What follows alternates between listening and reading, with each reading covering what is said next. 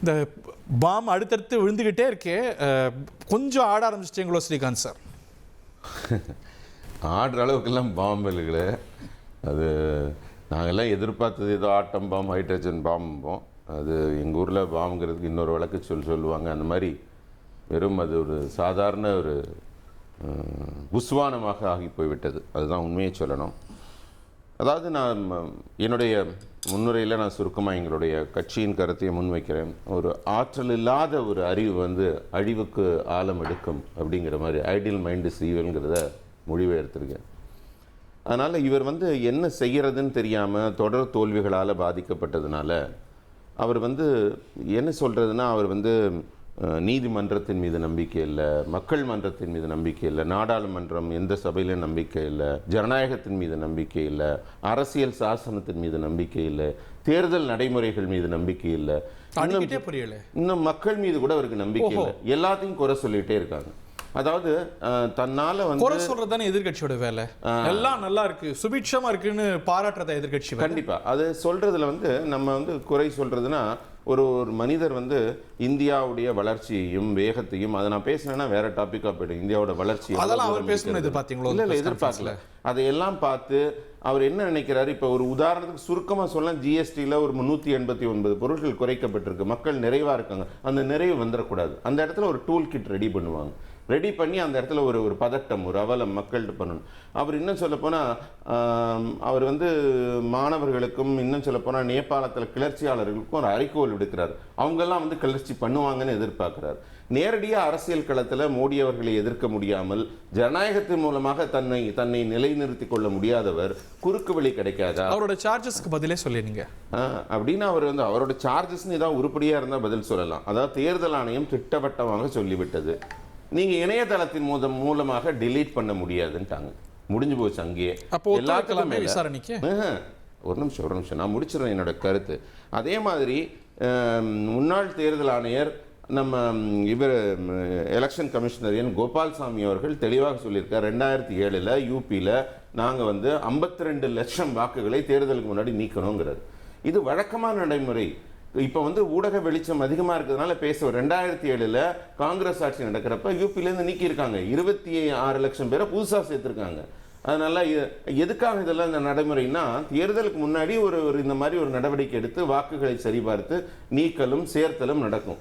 ஒவ்வொரு ஆண்டும் செஞ்சால் ஒரு 10 லட்சத்துக்கு குறைவாக இருக்கும். ஒட்டுக்கா 5 வருஷம் கழிச்சு செய்யும் போது இந்த மாதிரி அதோட குவாண்டம் பெரிதாக அது நடக்கிற விதத்தை சொல்றாரு பாருங்க. அதிகாலையில் 4 மணிக்கு நடக்குது, ஒப்புதல் இல்லாமல் நடக்குது.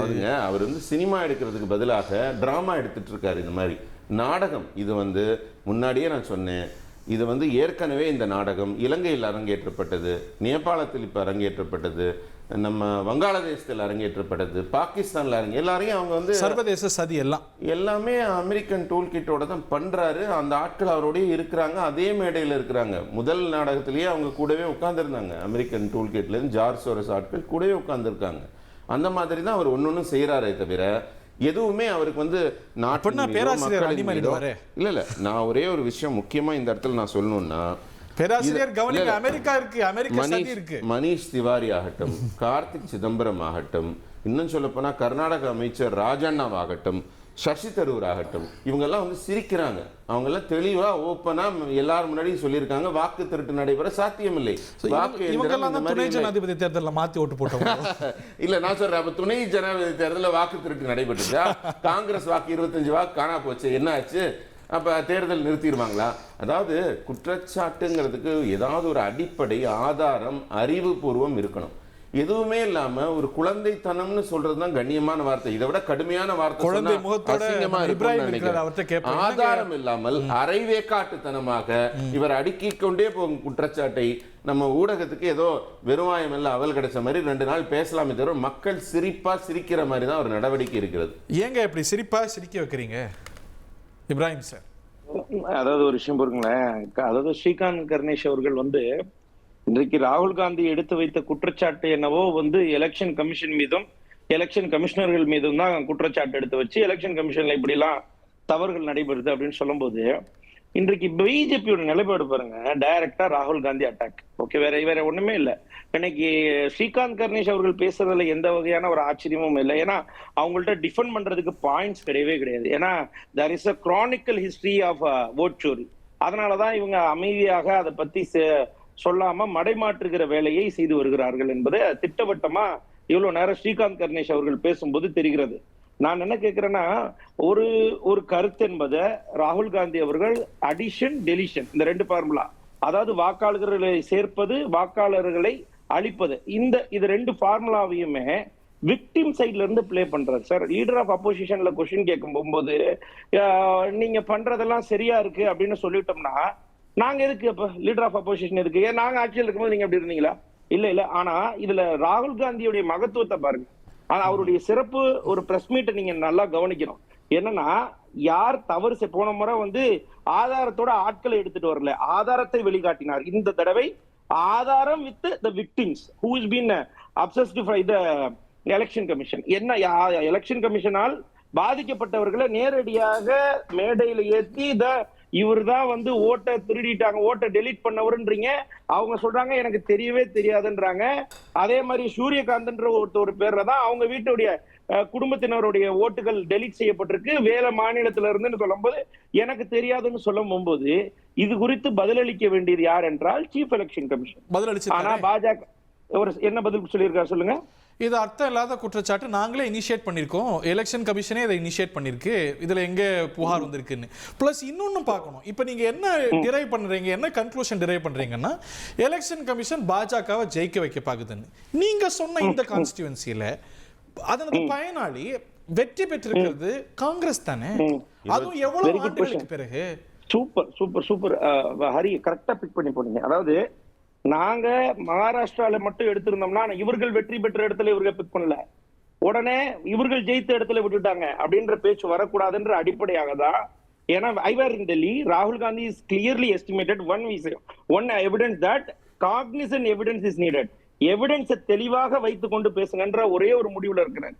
அதனாலதான் இவர்கள்னால வாய் எடுத்து போயிருக்காங்க. என்ன எலெக்ஷன் கமிஷன் என்னங்க பெரிய பிரஸ் மீட் பண்ணிட்டாங்க, என்ன சொன்னாங்க? Deletion of authority is not there பேஸ்ல சொன்னாங்க.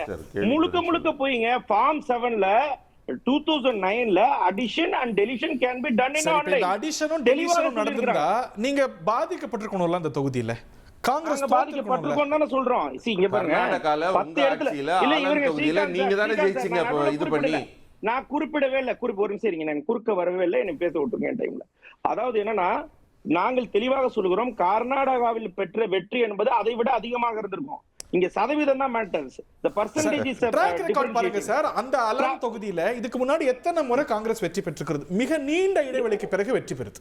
நீங்க ஒரு விஷயம் மாதிரி என்னுடைய ஸ்டாண்ட ஃபர்ஸ்ட் சொல்ல விட்டுருங்க.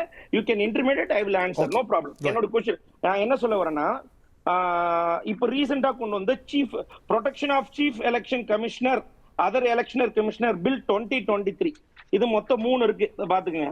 டோட்டலா 3 சாப்டர்ஸ் இருக்கு. இந்த 3வது சாப்டர்ல ஒரே ஒரு விஷயத்தை மட்டும் சொல்லிடுறேன். என்னன்னா, the no court shall entertain or continue any civil or criminal proceedings against any person who is in the chief election commissioner. Chief election கமிஷனரை 2023ல பாஜக அரசு கொண்டு வந்த சீஃப் எலெக்ஷன் கமிஷனருக்கான 2023 சீர்திருத்த பில்லுல 16வது கிளாஸ்ல தெளிவா சொல்றாங்க, the court shall not have, court doesn't have authority to prosecute any section. Chief election. இப்ப நீங்க முதல் கேள்வி என்ன கேட்டீங்க, ஏன் ராகுல் காந்தி அவர்கள் நேரடியாக கோர்ட்டுக்கு போக வேண்டியதானா? நீங்க எல்லா தவறையும் செய்வதற்கு முன்பாக ஆதாரத்தை எடுத்து வைத்துக் கொண்டு அதுக்கு சட்டத்தை அமைத்துக் கொண்டு யூனிஃபார்ம் சிவில் கோட் 1000, அதாவது 1868 ஆண்டு காலத்திலிருந்து இன்றைக்கு வரைக்கும் நாங்கள் 2014 வரைக்கும் uniform civil code for chief election commissioner and election commission body இருந்துச்சு. இவர்கள் 2023ல திடீர்னு ஞானோதயம் பறஞ்ச மாதிரி சர்ட்டைங்க ஒருத்தர் அக்கௌண்டபிலிட்டி ஏங்க, நீங்க பிரசிடென்ட்டுக்கே அக்கௌண்டபிலிட்டி இருக்குங்க, பிரசிடென்ட்டுக்கே அக்கௌண்டபிலிட்டி இருக்கு, வைஸ் பிரசிடென்ட்டுக்கு அக்கௌண்டபிலிட்டி இருக்கு, சீஃப் எலெக்ஷன் கமிஷனருக்கு அக்கௌண்டபிலிட்டி இல்ல. கோர்ட் ஷல் நாட் என்டர்டெயின்ன்றது ஒரு மோனோ கேபிட்டல். நீங்க ஜம்ப் பண்ணிட்டே போறீங்க. அது ஒரு முக்கியமான கேள்விதான், அதை நம்ம கேட்கணும் தான். சிஎஸ்சியை கூட விட்டுருவோம், அந்த முறைகேட்ட கோர்ட்ல நிரூபிக்கலாம்ல. பிரஸ் கான்ஃபரன்ஸ்ல முறைகேடுகள் நிரூபிக்கப்படுறது இல்லையே. ஒரு முறைகேடு வச்சுட்டு அடுத்த முறைகேடு, அடுத்த பிரஸ் கான்ஃபரன்ஸ், மூணாவது பிரஸ் கான்ஃபரன்ஸ், ஒன்னு ஆட்டம் பாம், ஹைட்ரஜன் பாம் போறது இல்லையா? இல்ல ஹைட்ரஜன் பாம் இன்னும் வரல, இனி வரும்போது இவர்கள் உட்கார்ந்து இந்த இடத்துல பேச முடியாது. அதற்கான தெளிவான விளக்கத்தை எங்கள் தலைவர் சொல்லிவிட்டார். ஓகேவா? நான் இன்னும் தெளிவாக சொல்றேன். இவரு அதாவது இந்திய நாட்டு பிரதமர் வெற்றி பெற்ற வாரணாசி தொகுதியிலே மிகப்பெரிய முறைகேடு இருக்கிறது. அதை எங்கள் தலைவர் தோலுரித்து காட்டுவார். இந்திய நாட்டு பிரதமராக யார் இருந்திருக்க வேண்டும் என்று மக்கள் நினைத்தார்களோ அவர் இன்றைக்கு இல்லை. அதை தெளிவாக எங்கள் தலைவர் அவர்கள் திட்டவட்டமாக ஆதாரத்தோடு வெளிப்படுத்துவார். It will be a bulletproof evidence. There will not be any entertainment for nullifying the evidence. Don't worry.